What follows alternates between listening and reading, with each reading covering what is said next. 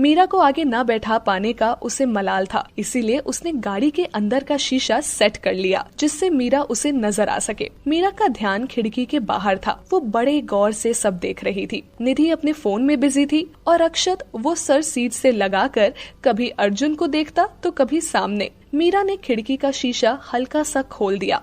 हालांकि ठंड थी पर मीरा को अच्छा लग रहा था। बाल उड़कर चेहरे पर आ रहे थे। मीरा ने सर ग्लास से लगा लिया और बड़े प्यार से बाहरी दुनिया को देख रही थी। अक्षत ने जैसे ही साइड मिरर में देखा तो कुछ पल के लिए नजरें वही जम गई। वो बालों की लटों का बार बार मीरा के चेहरे को चूमना कितना खूबसूरत बना रहा था। अक्षत काफी देर तक देखता रहा और फिर गर्दन घुमाकर अर्जुन की ओर देखने लगा। कुछ देर बाद गाड़ी कॉलेज के गेट के सामने आकर रुकी। निधि और मीरा अपनी अपनी बुक्स लेकर नीचे उतर आई। अर्जुन गाड़ी लेकर वापस निकल गया और अक्षत को उसकी यूनिवर्सिटी के सामने छोड़कर खुद ऑफिस चला गया। मीरा और निधि जैसे ही कॉलेज आई, विनीत उनके पास आया। निधि मीरा और विनीत को अकेले छोड़कर चली गई। मीरा को खामोश देखकर विनीत ने कहा, निधि ने तुम्हारी माँ के बारे में बताया, जानकर दुख हुआ। मीरा ने कहा, तुम निधि के साथ रहती हो? विनीत ने फिर कहा। हाँ, मीरा ने कहा। मीरा, कोई भी हेल्प चाहिए हो तो प्लीज मुझसे कहना, मुझे अच्छा लगेगा, विनीत ने अपनेपन से कहा। हेल्प के नाम से मीरा को विनीत की भेजी नोटबुक याद आई। उसने नोटबुक निकाली और विनीत की ओर बढ़ाकर कहा, हमें इसकी जरूरत नहीं है विनीत, प्लीज हमारे लिए ये सब मत करो, हमें अच्छा नहीं लगता। मीरा, ये मैंने सिर्फ इसलिए भेजी थी क्योंकि 1 महीने तुम कॉलेज नहीं आ पाई थी, सोचा तुम्हें कोर्स कंप्लीट करने में आसानी होगी। 1 महीने बाद एग्जाम्स हैं। विनीत ने कहा, हम कर लेंगे, पर रखो। कहते हुए मीरा वहाँ से निकल गई और विनीत वहाँ रुक गया। तभी विनीत के दोस्त ने आकर कहा, भाई पिछले 2 सालों से तू ट्राई कर रहा है पर बंदी तुझे घास ही नहीं डालती, फिर भी तू उसके पीछे पड़ा है। क्या करूँ यार, उसके अलावा और कोई नहीं जचती, विनीत ने कहा। पर मुझे नहीं लगता वो मानेगी, डिसेंट सी बंदी है यार, पढ़ने आई है, अब तो कोई है भी नहीं उसका, एक माँ थी वो भी जा चुकी है। दोस्त ने कहा, मैं हूँ ना, मैं संभाल लूंगा उसे, एक बार बस वो मेरा प्रपोजल एक्सेप्ट कर ले। विनीत ने कहा, चल बेस्ट ऑफ लक, मान जाए तो पार्टी देना मत भूलना, दोस्त ने कहा और वहाँ से चला गया। विनीत अपनी क्लास की ओर बढ़ गया। विनीत कोई बुरा लड़का नहीं था। जब मीरा पहले साल कॉलेज आई थी तब बाकी लड़कों के साथ साथ विनीत भी उसे देखता रह गया था। इतनी खूबसूरत लड़की पूरे कॉलेज में नहीं थी। कई लड़कों ने मीरा को दोस्ती प्यार के लिए प्रपोज किया पर मीरा ने अपनी पढ़ाई के अलावा किसी और चीज को वक्त ही नहीं दिया। धीरे धीरे सब बदल गया लेकिन विनीत नहीं बदला और हमेशा मीरा से अपने दिल की बात कहने की कोशिश करता रहा। क्लास में आकर मीरा अपनी पढ़ाई में लग गई। उसे 1 महीने के रिवीजन के साथ साथ उसे आने वाले फाइनल ईयर के एग्जाम्स की भी तैयारी करनी थी। कॉलेज खत्म होने के बाद निधि और मीरा घर के लिए निकल गई। इंदौर आने के बाद पहली बार मीरा इन सड़कों पर घूम रही थी। उसे तो जैसे ये सब सपनों जैसा लग रहा था। भूख लगी तो निधि मीरा को लेकर रेस्टोरेंट में चली गई। भीड़ कम थी। निधि ने दोनों के लिए सैंडविच और जूस ऑर्डर किया। वेटर ऑर्डर लेकर चला गया। मीरा को खोया देखकर निधि ने कहा, हे क्या हुआ, क्या सोच रही हो? मीरा, विनीत के बारे में सोच रहे हैं, समझ नहीं आता उसे कैसे कहे कि हमें ये सब नहीं पसंद। निधि, वो तुम्हें लाइक करता है मीरा। मीरा, पर हमारे मन में उसके लिए कोई फीलिंग्स नहीं है निधि, हम नहीं चाहते कोई हमारे लिए एक तरफा फीलिंग्स रखे, हम किसी को ठेस नहीं पहुंचाना चाहते।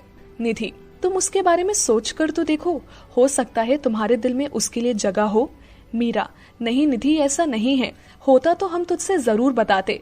विनीत अच्छा लड़का है लेकिन हम उसके लिए कुछ महसूस नहीं करते हैं। निधि, ओके तुम परेशान मत हो, ज्यादा सोचोगी तो ज्यादा उलझ जाओगी।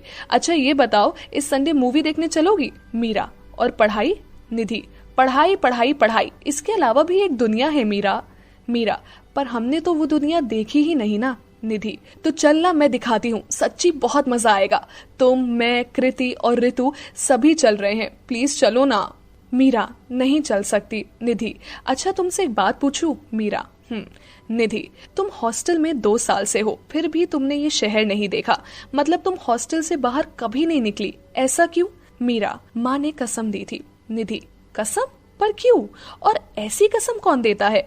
मीरा, हम नहीं जानते, पर उन्होंने यहाँ आने के लिए एक शर्त रखी थी हमारे सामने, हमें पढ़ना था इसीलिए हमने उनकी बात मान ली। आज वो हमारे साथ नहीं है लेकिन इस तरह जाकर उनकी कसम नहीं तोड़ सकते। निधि, अब मैं क्या कहूँ, आंटी ने ऐसा क्यों कहा होगा, तुमने कभी उनसे पूछने की कोशिश नहीं की? मीरा, इसके अलावा ऐसे बहुत से सवाल हैं निधि जो हम माँ से जानना चाहते थे, लेकिन वो सवाल बस सवाल बनकर रह गए, उनका जवाब हमारे पास नहीं है। निधि, कोई बात नहीं, तुम नहीं जाना चाहती तो हम तुम्हें फोर्स नहीं करेंगे।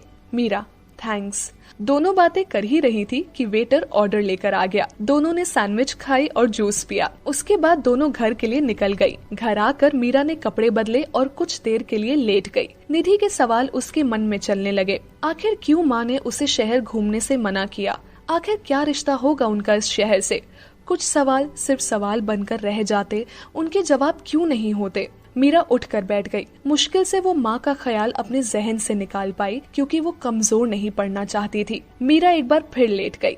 आंख लगी तो सारी बातें, सारे ख्याल अपने आप जहन से बाहर होते गए। शाम को निधि ने कमरे में आकर उसे उठाते हुए कहा, कितना सोगी, शाम हो चुकी है। मम्मा को तो टेंशन हो रही थी कि तुम बीमार तो नहीं हो गई। चलो नीचे चलकर दर्शन दो उन्हें।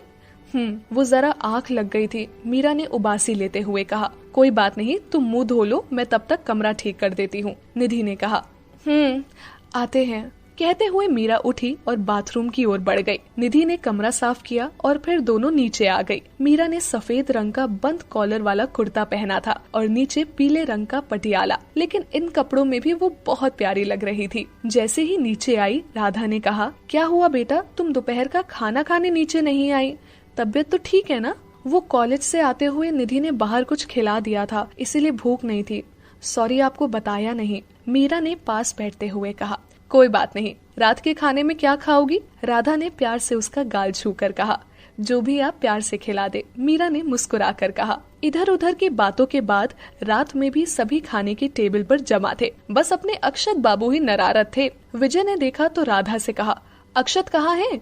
आज तो भाई गया, निधि ने अर्जुन से कान में फुसफुसाते हुए कहा। पापा के गुस्सा होने से पहले ही वो आ जाएगा, अर्जुन ने बिना निधि की ओर देखे कहा। लगी बैठ, निधि ने फिर कहा। ठीक है, लग गई 500 की, अर्जुन ने कहा। राधा से कोई जवाब नहीं पाकर विजय ने एक बार फिर कहा, राधा, मैं कुछ पूछ रहा हूँ। वो आंसू, वो मैं बात हुई थी उससे, वो बाहर, वो मतलब, राधा ने अटकते हुए कहा। आज फिर वो बाहर गया है, विजय ने घूरते हुए कहा। नहीं वो, राधा कहते कहते रुक गई। माँ जल्दी से खाना लगाओ, बहुत भूख लगी है, अक्षत ने कुर्सी पर बैठते हुए कहा। अक्षत को वहाँ देखकर सभी हैरान थे सिवाय अर्जुन के। कहाँ थे तुम? विजय ने कहा। माँ ने आपको बताया नहीं? ऊपर था, सो रहा था, अक्षत ने बिना विजय की ओर देखे कहा। हाँ, यही तो कह रही थी, सो रहा था ऊपर। आप सब लोग खाना शुरू कीजिए, ठंडा हो रहा है। कहते हुए राधा भी बैठ गई। सभी खाने लगे, लेकिन मीरा को शक हो रहा था। अक्षत ने जल्दी से खाना खाया और उठने लगा तो दादी ने बैठाते हुए कहा, ये क्या, सिर्फ एक रोटी? देख कितना दुबला हो गया है, चल बैठ और ये 2 पराठे और खा। अक्षत ने जैसे ही ना करने के लिए मुंह खोला, विजय ने कहा, खाओ चुपचाप, मरता क्या ना करके। खाने लगा। मीरा को कुछ तो गड़बड़ लग रही थी, लेकिन वो चुपचाप खाना खाती रही। अक्षत खाने में इतने नखरे क्यों कर रहा था? आखिर क्या वजह थी? ये तो आगे ही पता चलेगा।